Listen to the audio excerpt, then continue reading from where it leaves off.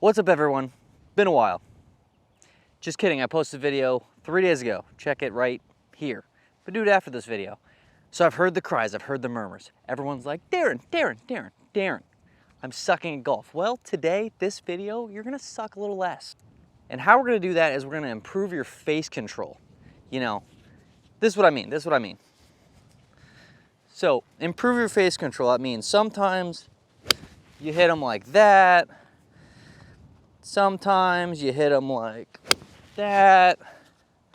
There's just no consistency. It's just right, left, right, and then occasionally you're hitting it straight. And it's no fun to have no face control because I've been there. Sometimes you're just over the ball praying it goes straight, and no one likes doing that. Because I know someone's gonna wanna know, all of these things are to help you get the club face square from start to finish. And the reason you wanna do this is because the more you have to flip at the bottom, the more timing it takes to hit it straight. So that's why you don't have any consistency, is because the club face either is getting really open because your grip, because your backswing, because your downswing, something. So as a result, on the way down, the club face super open from here. If we turn, you're gonna hit it sideways, so you have to stall, flip the club face around. Face on, stall, flip the club face around. There's a whole lot of timing as that thing rotates. So all of the things we're about to talk about are to get the club face square. So all you have to do is turn. As we turn, there's way less timing. If we have to stall and flip, way more timing, makes it way more difficult. This is why you hit some of them that way and some of them that way. So that's why we're trying to get you to control the face and get it square. So this is what we're gonna do to fix it. There's 3 things we're gonna talk about, and this is really gonna help you out, and I know it because I've been there. I've been hitting it all over the place. It's not fun. First thing is your grip. You need to have a nice solid grip. If you have a crap grip, you're gonna hit crap shots. This is the point where you connect to the club. If this is crap, you will hit crap shots. So what you are looking for is, when you grip the club, looking down, you should see 2 knuckles on that lead hand. So 1, 2. And then this crease is gonna point towards that trail armpit.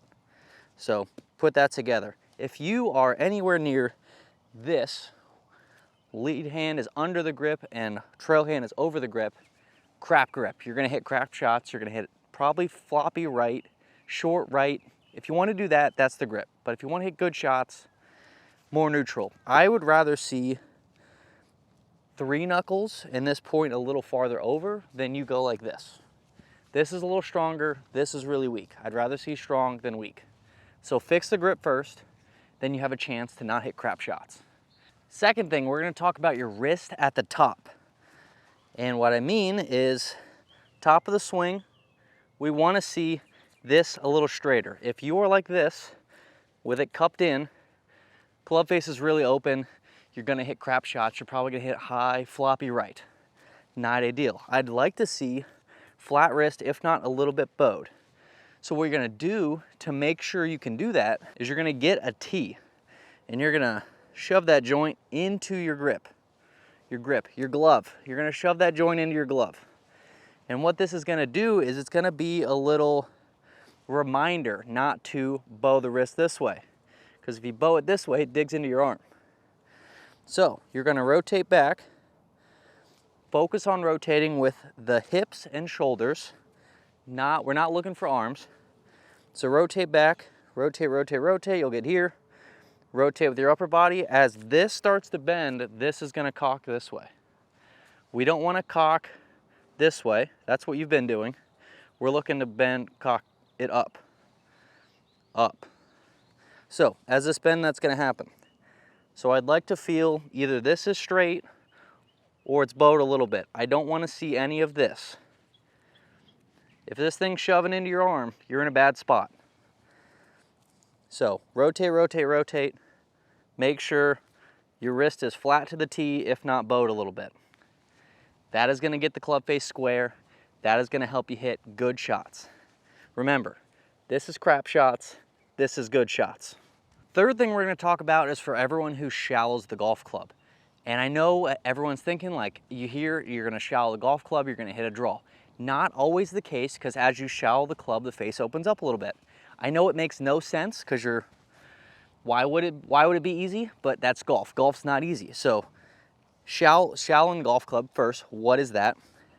So shallow in the club is you get to the top and you see the shaft angle or the plane. So all the weight's here. If we do nothing, it's gonna shallow for you. If we get to the top and start ripping it with our hands, this gets steeper. So to shallow the club, all you are doing is, first thing is there's a shift left and a little bit of a squat. Arms are staying nice and passive, and this is gonna shallow for you. So you're not thinking of doing this. You're not trying to pull it down.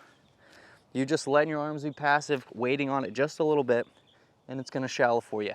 As that happens though, the face opens. So there's two things you can do.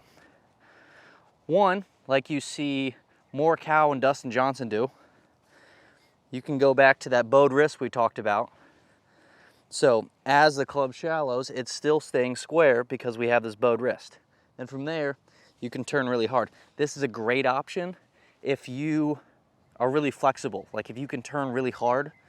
So all the younger guys out there, like JT, if you can do that hip turn like JT, really get that way out there, this is perfect. Because then you can have this nice square club face and just turn and burn.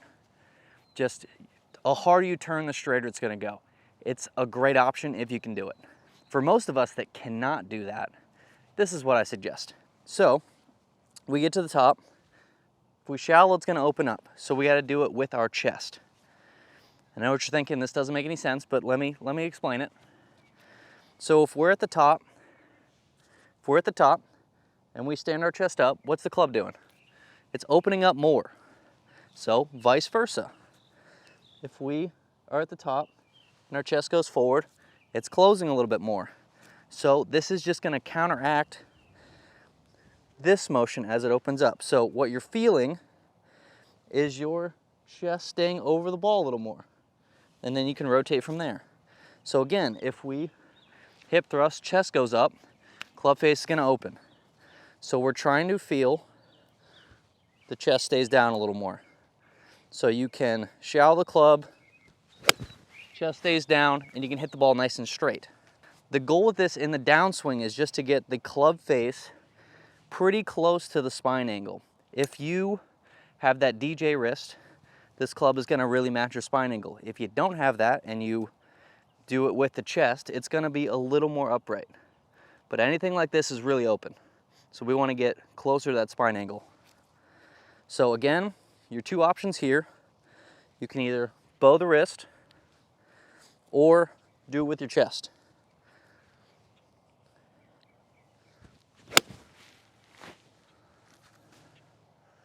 So use those 3 tips, start having better face control, and you're gonna have much better ball strike, you're gonna hit more fairways, you're gonna love it, because hitting out of the trees and the junk and losing your ball all the time is not fun.